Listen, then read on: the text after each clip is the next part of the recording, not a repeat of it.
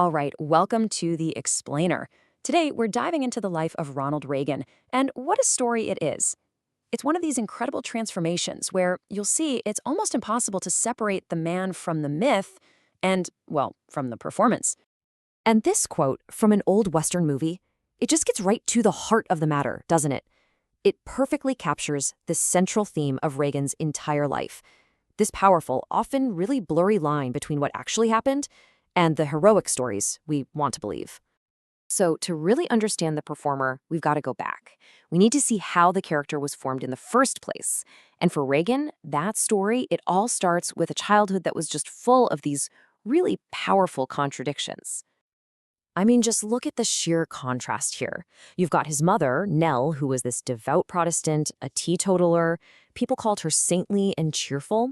And then, on the other side, you have his father, Jack, an Irish Catholic, fun-loving, sure, but also a hard drinker who would get, surly and unpredictable. Reagan's personality was basically forged right in the middle of that tension. And that tension, well, it came to a head in a moment that would literally shape the rest of his life. He was just 11 years old. He comes home to find his father passed out drunk on the front porch in the snow. I mean, can you imagine? That kind of trauma, at that age, it was absolutely formative. It taught him from very early on how to just deny grim realities, a tendency that would become a real hallmark of his entire public life. And this, right here, this shows you exactly how he learned to cope with that reality. After that horrible incident, his mother didn't just comfort him. She essentially handed him a script. This book, that printer of Udell's, was about a boy with an alcoholic father who overcomes everything to become a town hero, and eventually a congressman. It was the perfect heroic narrative. It became the legend he could model his own life on. Okay, so let's move on to his first really big transformation. This is where that quiet, kind of dreamy kid finds his audience and really starts to hone that craft of performance that would, well, define his entire life. 77. As a teenager, this is how many people he was credited with saving. He worked as a lifeguard for 7 summers and became a genuine local hero. You have to think, this was his first real taste of what public adoration felt like. But what's really, really interesting is how he saw it himself. For Reagan, the heroic act, it was also a performance. That guard stand, it wasn't just a post. For him, it was a stage. And he said it himself. He loved it because a lot of people had to look at him. And he just kept following that instinct, In college, he was the star of all the plays. Then he gets into radio and becomes this master at, creating reality out of thin air. He would famously recreate entire baseball games for his listeners with just a few words coming in from a telegraph. And from there, of course, he made it to Hollywood, the ultimate stage. Now, this part is absolutely crucial. For him, Hollywood wasn't just a job. The studios back then, they were in the business of creating this idealized fictional version of America. A place where families were always stable and fathers were always strong. It was a world that perfectly reinforced Reagan's own lifelong tendency to pick the better story over a harsh reality. And all of this brings us right to his next great transformation. This is the big one. His shift from being a New Deal Democrat, a union leader no less, to becoming the iconic face of American conservatism. So you can see the journey laid out pretty clearly here. He starts out as this staunch supporter of FDR, even president of his union.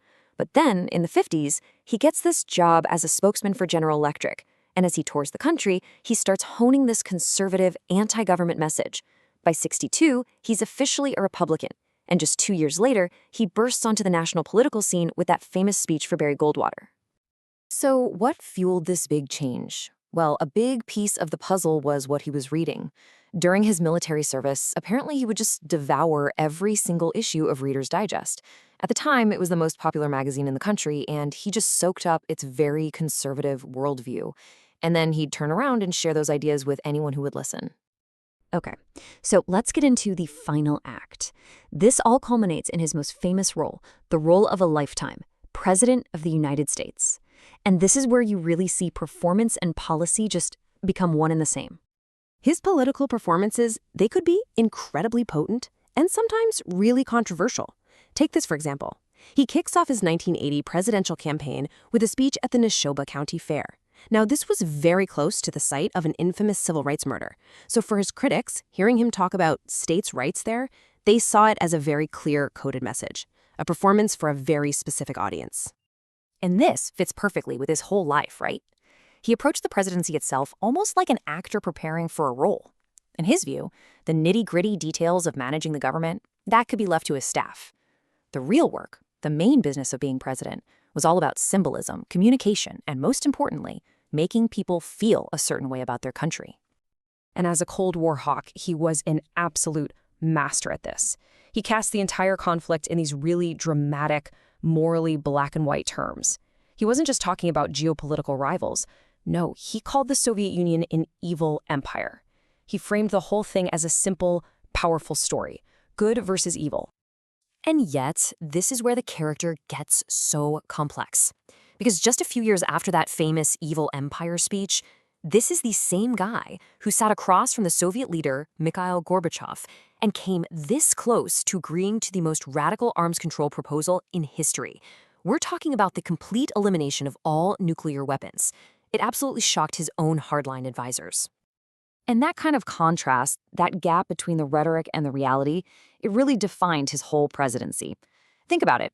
He was the great anti-government crusader who then signed one of the largest tax increases in American history.